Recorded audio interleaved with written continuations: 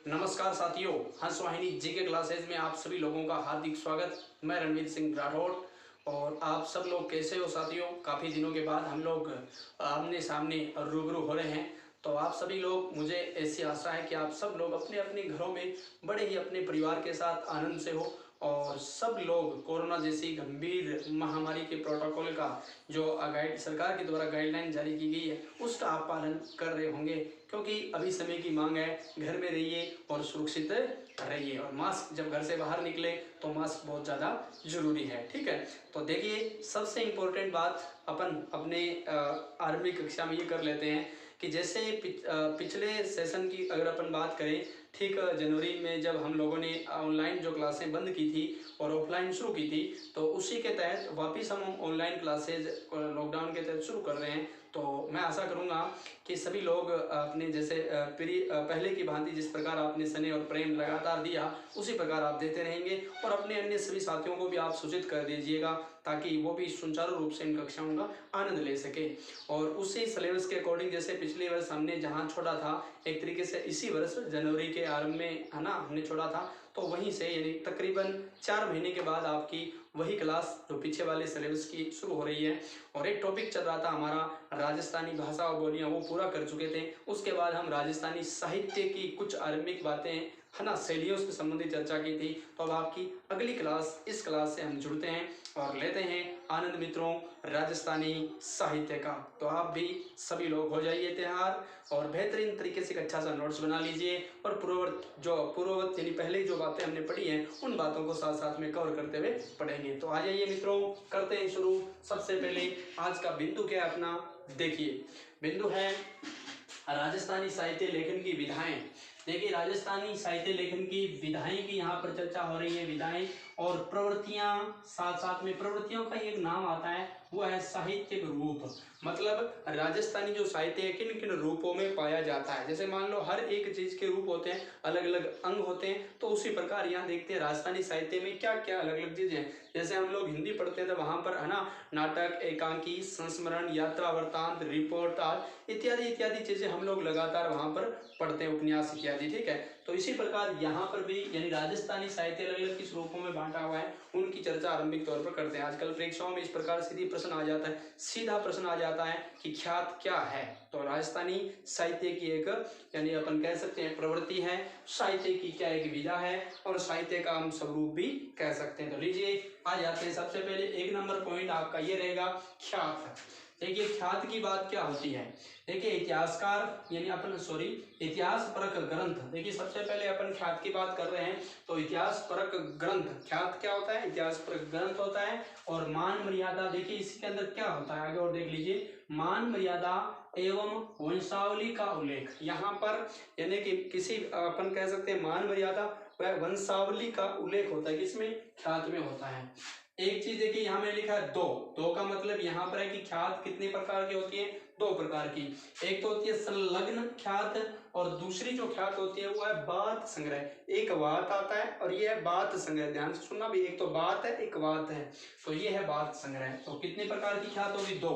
तो संलग्न जो ख्यात है ये क्या होती है, क्रमानुसार इतिहास होता है। इसमें क्या होता है भाई, क्रमानुसार क्रमबद्ध इतिहास, किसी का शुरू हो जाता है तो वही इतिहास चलता रहता है। ठीक है, अपन चर्चा अभी करने वाले हैं। ठीक है, जैसे उदाहरण के तौर पर देख लीजिए दयालदासरी ख्यात, दयालदासरी ख्यात है ना, राठौड़ों की चर्चा करते हैं तो उनका लगातार लंबा इतिहास जोधपुर के राठौड़ों का, तो दयालदासरी ख्यात। ठीक है, तो वो एक ही राजवंश से संबंधित पूरा का पूरा क्रमानुसार इतिहास चलता है। अब देखिए 2 नंबर जो हमने पढ़ा बात संग्रह, ये क्या है। देखिए अलग अलग छोटी छोटी या बड़ी बात नैणसी या बांकीदास की ख्यात, अलग अलग छोटी या बड़ी बात नैणसी या बांकीदास की ख्यात इसमें है, तो ये भी इंपॉर्टेंट है। इसके बाद देखिए 2 नंबर देखिए वंशावली। वंशावली में क्या है, देखिए राजवंशों के वंश क्रम का विवरण, आसान है, कोई दिक्कत नहीं है, है ना, राजवंशों के वंश क्रम का विवरण। जैसे राजपूतों का है ना, राजपूतों की वंशावली, चौहानों की वंशावली, राठौड़ों की वंशावली, तो ये वंशावलियां प्रसिद्ध है तो आपको याद करना है। इसके बाद देखिए 3 नंबर है वात।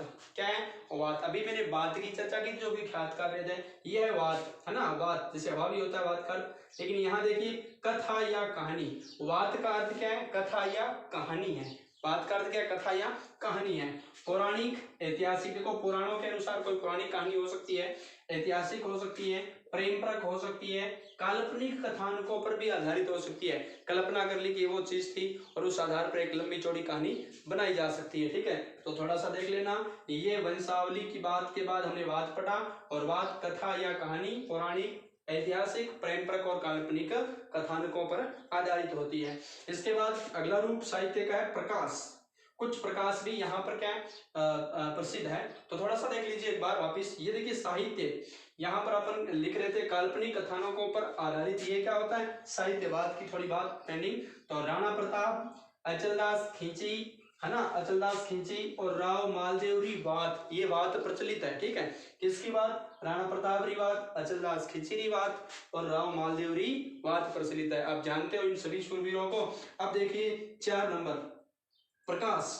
प्रकाश क्या होता है, हम अच्छी तरह से जानते हैं कि इस पर प्रकाश डालिए, यानी उसके ऊपर प्रकाश डालिए, हमने कई बार चर्चा करते हैं। तो उससे संबंधित देखिए प्रकाश, किसी राजवंश का, राजवंश या व्यक्ति की उपलब्धियों पर प्रकाश, है ना, उपलब्धियों पर जानकारी, है ना, इकट्ठी करके वो संग्रह है। तो थोड़ा सा देख लेना, जैसे पाबू प्रकाश, बहुत इंपॉर्टेंट है, कई बार परीक्षाओं में प्रश्न पूछा गया है। आसिया मोर्जी आगे पढ़ेंगे, चर्चा करेंगे, तो आपको ये तो पक्का याद होना चाहिए, बाबू प्रकाश, आसिया मोर्जी।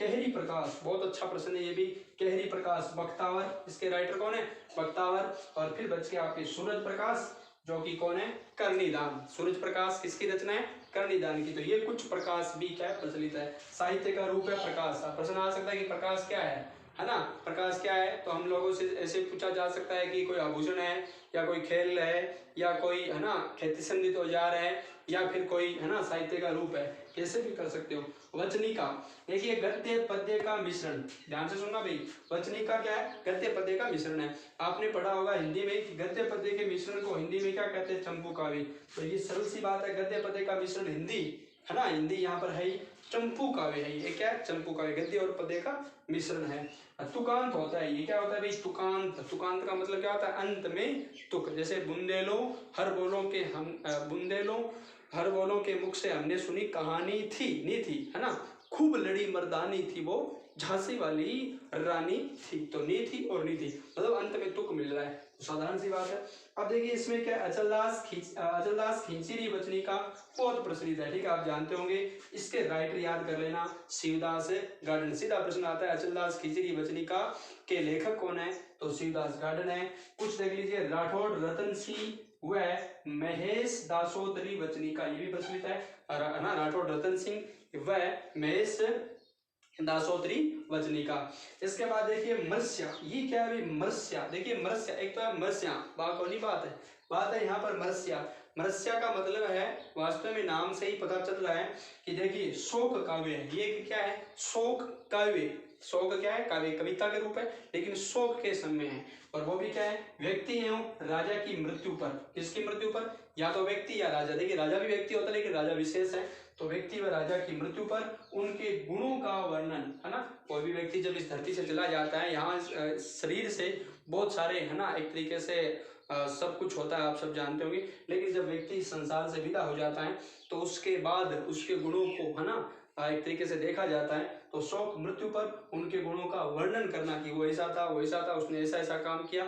ठीक है, ये और वर्णन।